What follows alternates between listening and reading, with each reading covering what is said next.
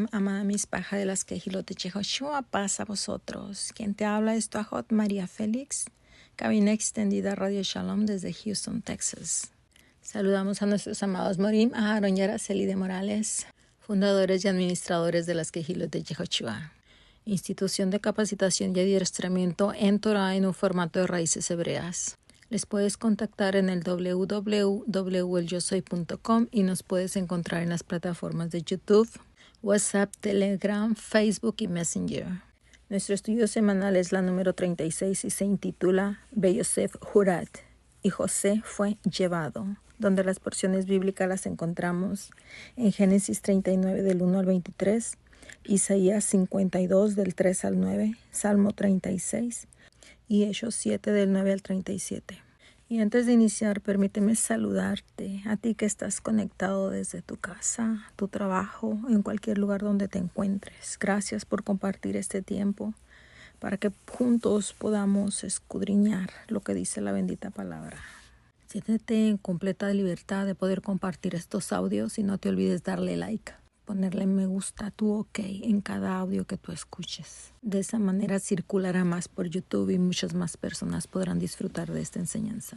Y hoy estaremos continuando con la historia de José, que fue brevemente interrumpida por el capítulo anterior. Un capítulo ciertamente muy difícil, pero con un propósito de estar entre medio, porque nos hace un contraste entre las dos maneras de actuar, dos maneras de decidir, dos maneras de elegir vivir la vida de un mismo linaje. Porque tanto José como Judá son hijos del mismo padre, formados en el mismo entorno, influenciados por las mismas cosas y recibiendo la misma instrucción de parte del padre, dejando de lado el favoritismo por la túnica de colores, que desde antes de morir su padre le regaló para autonombrarlo como su líder y sucesor.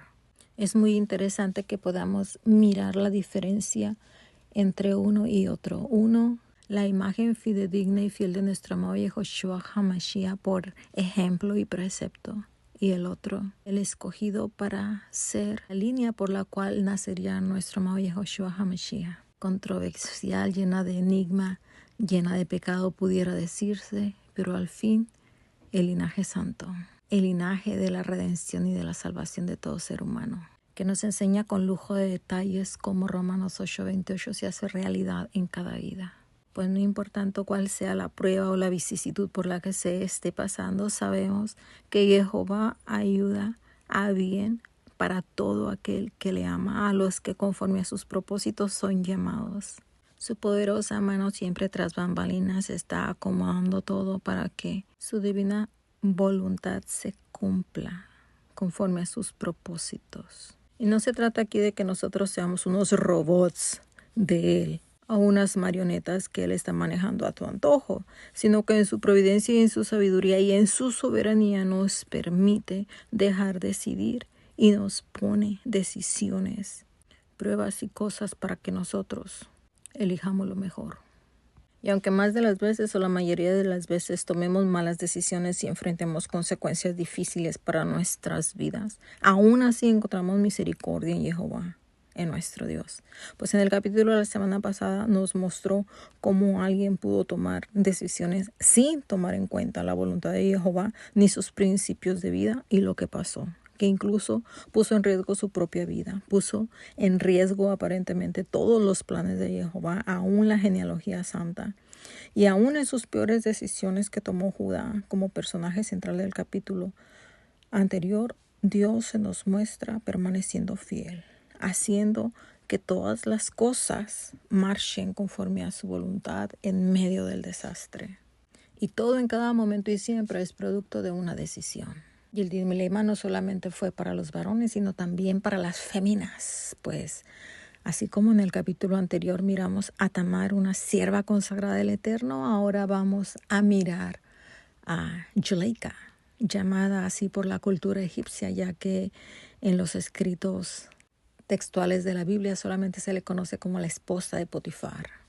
Y es interesante mirar cómo en las diferentes religiones abrahámicas, hablando del Corán, del cristianismo y el judaísmo, cada una de ellas tiene su versión que la cuenta en su propio modo, siendo esta una de las novelas más antiguas de la literatura del mundo antiguo, considerada una de las obras literarias jamás creadas, no solamente por los novelistas de todo el mundo, sino también por los poetas y literatas modernos. Y para iniciar, pidamos a nuestro amado Padre de su bendición. Santo Padre Dios de la gloria, nuestro Abacadosh, gracias porque hasta aquí nos has ayudado, hasta aquí has sido con nosotros y gracias por poner en nuestro corazón el deseo, tanto del querer como el hacer, que hemos respondido a tu llamado de estar delante de tu presencia cada Shabbat, cada séptimo día. Gracias por los 6 días de bendición que nos otorgaste, porque nos has sostenido. Ahora que estamos meditando en tu bendita palabra, te agradezco por el privilegio y que por favor pueda hablar a nuestra mente, a nuestro corazón a través de tu Espíritu Santo, grabarla como fuego en nuestra vida para que sea una herramienta de fortaleza en el tiempo difícil. Gracias por todas tus bendiciones en el dulce nombre de nuestro amado Yehoshua HaMashiach, tu misma esencia. Amén y amén. Te voy a presentar este tema en 4 dimensiones. La primera va a ser lo que la Halaja registra a través del Midrash hebreo. Después, lo que el mundo musulmán conoce a través del Corán. Y por último, lo que los padres de la iglesia enseñan a través del cristianismo. Mira qué fascinante lo que el comentarista del Sefer HaYaser, el libro de Hazer al Justo, en su comentario a la Torah relata que Zuleika era una mujer llena de una pasión invisible y lujuriosa por José. Pasión que se asentó mucho más por un pronóstico que le dieron astrológico de que tendría muchos hijos a través de él. Le habían leído las estrellas y le habían hablado de su descendencia. Lamentablemente ella entendió mal porque no era a través de su persona, sino la de su hija, Asenat, con la que él se casaría mucho más tarde. Y según la leyenda de los judíos dice que como ella no tenía hijos, pretendía adoptar a José y que esa era la razón por la cual la visitaba noche tras noche tratándolo de persuadir. Pero cuando él se dio cuenta de sus intenciones, nos dice el relato de que él oró a Dios para que quitara de la mente de ella toda esa maraña que la tenía infatuada. Pero Zuleika no quitaba el dedo del renglón. Todo el tiempo que podía hablaba bien de él delante de su esposo, como queriendo ganar el favor. Incluso le pedía que le hablara de su Dios, ese Dios en el que él creía, prometiendo que ellos se convertirían a su Dios si José la complacía. Y luego después, más tarde, en su retorcida mente decía que mataría a su esposo con tal de quedarse solo con José, para que le correspondiera. Incluso le preparaba platos encantados con magia para cautivarlo, pero él sabiamente se negaba a comerlos. La pasión impía de esta mujer crecía tanto y tanto y tanto al punto que enfermó por ello. Y cuando Potifar le preguntó que si era lo que le pasaba, entonces ella le dijo: tengo un dolor en mi corazón y el gemido de mi espíritu me oprime. Y en otra ocasión en que se cruzó a solas con José, le gritó: me estrangularé o saltaré a un pozo, a una fosa, si no te entregas a mí. A lo que él sabiamente le contestó: si te suicidas, tu concubina Asteot, que es tu rival, maltratará a tus hijos y extirpará tu memoria de la tierra. Pero ella seguía insistente día tras día. Trataba por todos medios de persuadirlo, incluso con regalos costosos. Pero al ver que él no cedía a sus deseos, entonces comenzaba a acusarlo para con su amo. Buscaba 1000 maneras tratando de que alguna le funcionara. Le decía: te privaré de pan, a lo que él contestaba: el Señor es el que sustenta a los hambrientos. Entonces te refundiré en la cárcel, a lo que él contestaba: el Señor libera a los prisioneros. Te pondré en trabajos forzados hasta que te doblegues. A lo que él respondía: el Señor levanta a los que están encorvados. Y un día en que trató de acorralarlo en la recámara, maliciosamente escondió a un ídolo que tenía allí. Pero como José lo vio, le dijo: los ojos del Señor todo lo escudriñan, recorren absolutamente todo de un lado a otro y nada está oculto de él. Día con día la obsesión de esa mujer crecía más y más a tal punto que enfermaba. Todas las mujeres de Egipto la visitaron a preguntarle: ¿qué es lo que te pasa a ti que nada te falta? ¿No es acaso tu marido un príncipe grande y exaltado delante de la presencia del rey? A lo que ella contestó: hoy les mostraré a todas ustedes de dónde viene toda mi tristeza y la razón de cómo me ves. Enseguida ella ordenó a todos sus sirvientes de que prepararan un banquete exquisito para todas esas mujeres y les puso naranjas para que las pelaran con sus cuchillitos bien afiladitos, ordenándole a José de que apareciera en medio del banquete para que atendiera a sus invitadas. Y cuando él apareció en la puerta, todas esas mujeres quedaron embelesadas con él, a tal punto que ni cuenta se dieron cuando se cortaban las manos por estar de bobas. y esa sangre escurría por entre las naranjas y manchaba sus vestidos. Y cuando Zuleika les gritó, cuidado, ¿qué es lo que les está pasando? Entonces ellas dijeron, este esclavo tuyo que nos ha dejado embelesados con su belleza y no pudimos saber qué es lo que pasaba.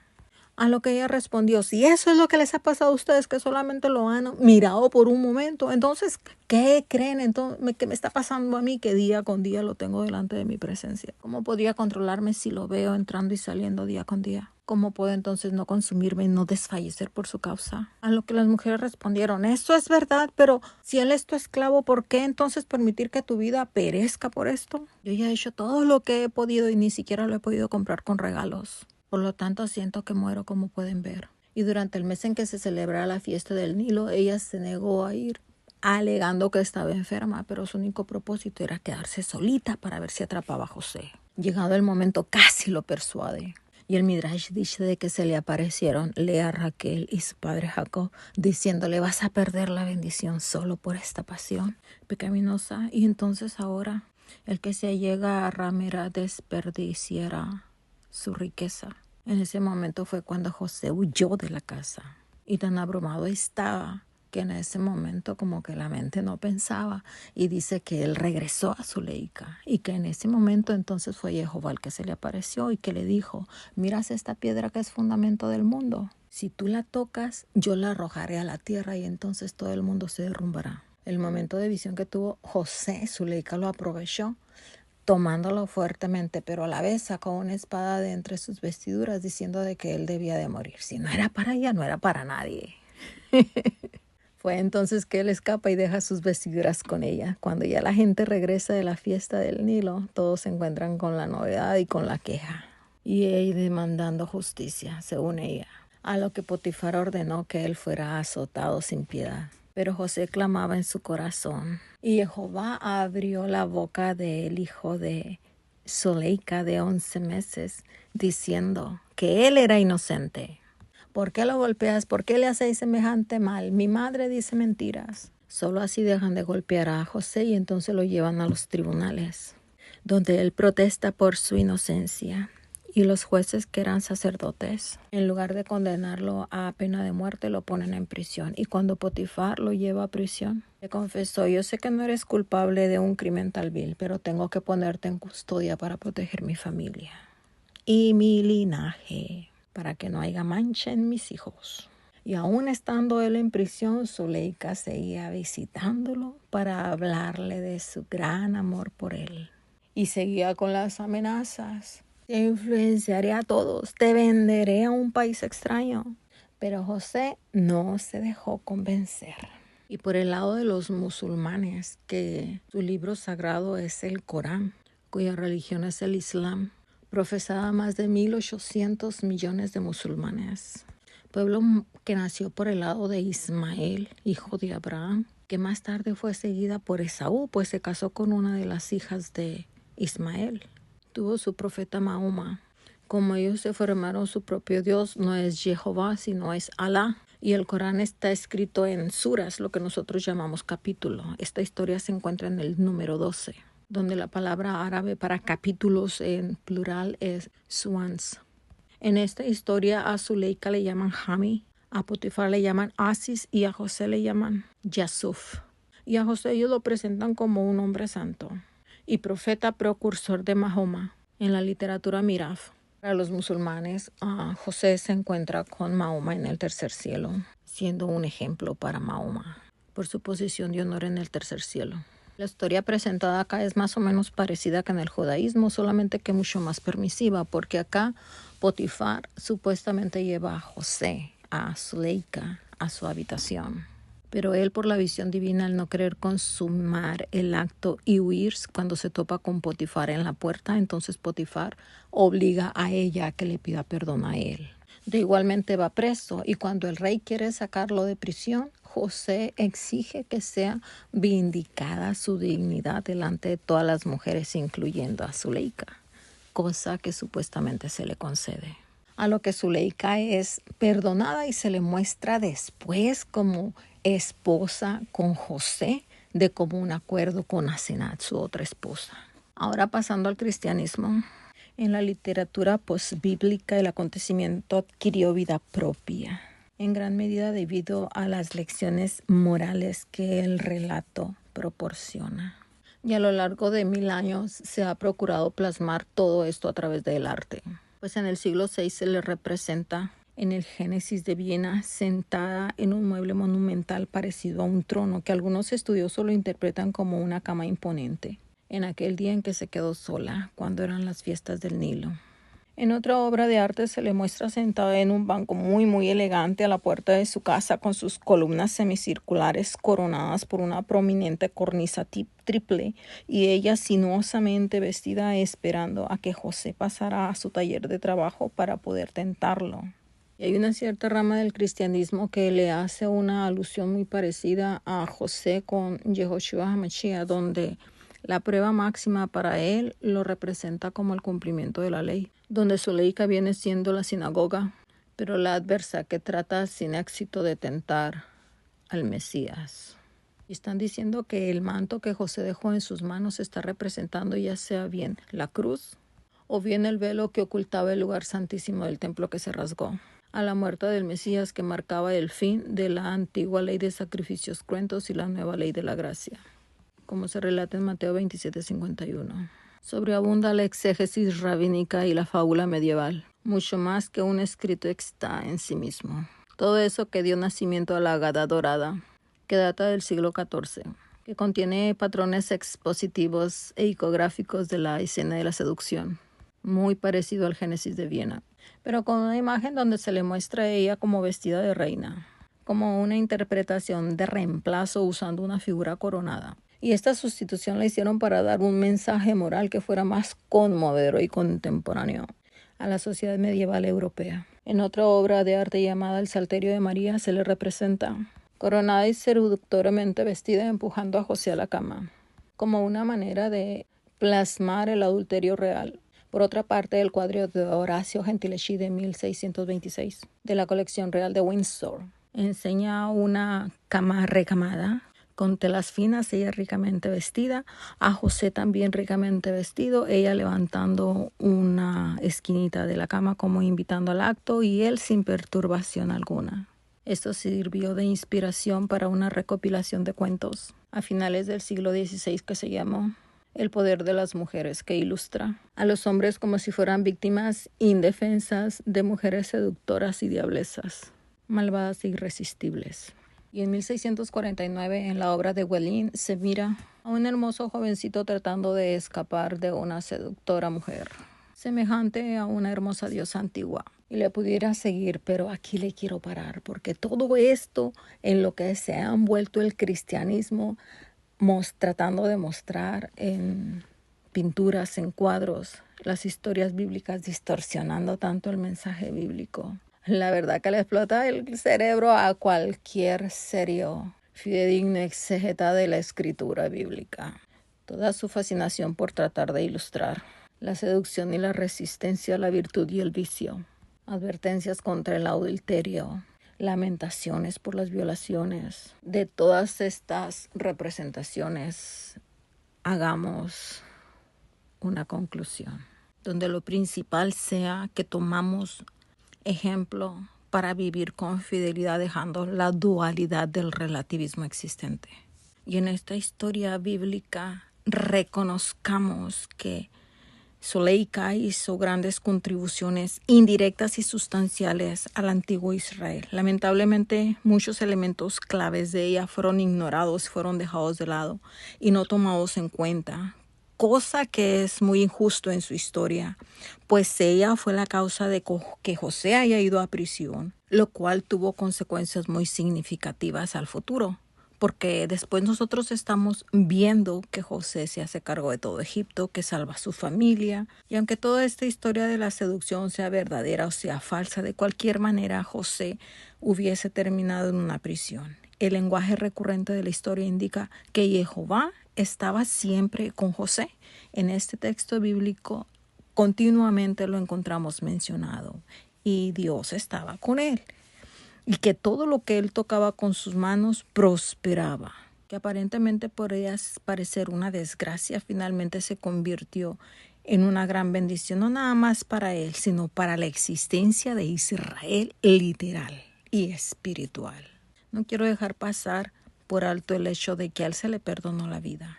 Esto claramente nos deja de ver que él se ganó el respeto, el aprecio, el amor de esas personas por las cuales él interactuaba día con día. Ellos pudieron ver un testimonio fiel y un amor grande por un Dios ajeno a su cultura. Sin todo este reurú de pasión, de lujuria envuelta en esta historia, José tal vez jamás se hubiese llegado a convertir en el primer visir de todo Egipto, pues la escritura lo describe como Eblofaro, padre de Faraón, mucho más adelante. Y a este punto podemos preguntarnos qué fue lo que realmente llevó a José hasta allí, la tentación o su fidelidad. Pues sea a través de tentación, sea a través de muerte, sea a través de traición, de robo o de cualquier baja pasión humana, lo que resalta es el propósito firme de ser fiel a quien en todo momento estuvo con él sosteniéndole. José hizo resaltar su carácter impecable, siendo un ejemplo fidedigno para judíos, musulmanes y seres humanos de todas las épocas. Aunque de repente pienses que es imposible, que es demasiado bueno para ser verdad, lo cierto es que es constante a lo largo de toda la narración bíblica. Ya se ha presentado la fidelidad en los libros de Daniel, de Esther, ya sean las obras del Antiguo Oriente Próximo. Las lecciones más importantes a aprender es que ninguna mujer en la escritura bíblica es completamente inútil. Cada una de ellas cumple con un propósito divino. Por lo tanto, es bien desafortunado generalizar que las mujeres, cualquiera sea cualquier etapa de la vida o de la historia esté viviendo, sean malas, sean engañosas para los varones. Aquí a Zuleika, la esposa africana de Potifar, simplemente veámosla como un ser humano común y corriente, como una historia muy real, no mejor y ciertamente no peor que cualquiera de nuestros contemporáneos lejos del Eterno. Lejos de Jehová, cualquier persona es capaz de hacer hasta lo inimaginable. Y si ella está relatada en la historia bíblica es porque su presencia en todo este drama de la redención es real. No se puede negar, no se puede ocultar, no se puede desaparecer. En toda la evidencia textual miramos cómo las mujeres triunfaron tras bambalinas, siempre sea cual sea el medio, sea cual sea el método o su participación específica. Y aunque ninguna literatura bíblica ha exonerado a la esposa africana de Potifar, excepto el Corán, con sus falacias, sus fábulas y sus errores, yo no te puedo decir si será verdad, será mentira, porque no lo sé todo, no lo conozco todo, y no estuve ahí para escribir la historia. De lo único que tengo certeza es que la palabra dice que los que aman a Jehová, todas las cosas les ayudan a bien. Así es que lo único que puedo hacer yo, y tal vez te invitaría a que hagas tú, es a ser fiel en tu propio pensamiento, en tu propio entendimiento, siempre sujetándonos a la guianza del Ruach HaKodesh, al Espíritu de la Santidad, porque nadie mejor que Él tiene el poder para conducirnos a puerto seguro y sin tropiezo. Espero que esta histórica meditación haya sido de bendición. Fidelidad ante todo, sé fiel para con Jehová y para con tu propia vida. Y síguete gozando, pueblo de Israel, porque no hay Dios mejor que nuestro Dios. Shabbat Shalom.